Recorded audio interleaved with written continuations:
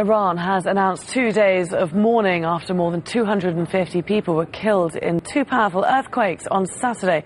The quakes hit the remote northwest region in East Azerbaijan province. The search for survivors is over and emergency teams are now trying to organize tents, food and medical treatment for thousands of people who've lost their homes. There are reports that more than 100 villages have been badly damaged, with some completely wiped out.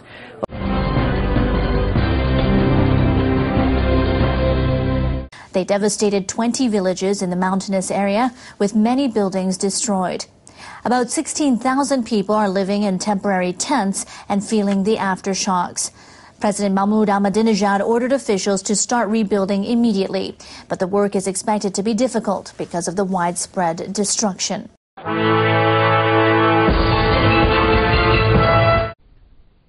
People remain outdoors wary of aftershocks. Residents of the northwestern Iranian town of Tabriz survived the impact of twin quakes that leveled at least 20 villages around 50 kilometers to the north of the city. People have been sleeping outdoors in parks since the first aftershock. 50 or 60% of people were in parks, and those who were brave enough stayed home. But then there was another aftershock, and I guess 90% of people headed outdoors. Now people are spending a second day in parks. Saturday's first quake was a magnitude 6.4. The second, just minutes later, was a magnitude 6.3. While Tabriz escaped with relatively minor damage, many outlying villages were decimated. President Mahmoud Ahmadinejad has ordered reconstruction to begin immediately. The tremors leveled scores of homes and businesses near Tabriz and left hundreds dead. Hospitals are being overwhelmed with victims. Relief groups are now in place to help the survivors. Many have lost everything.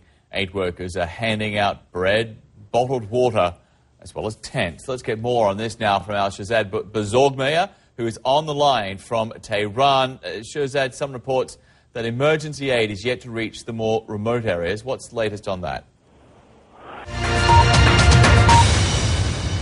Most of the residents of the hundreds of small villages hit by earthquake have been accounted for so far, while the search and rescue operation have scaled back.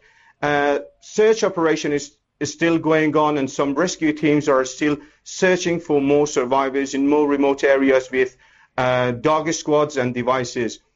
The reports from the affected area say that the people are in dire need of water, canned and imperishable food and blanket.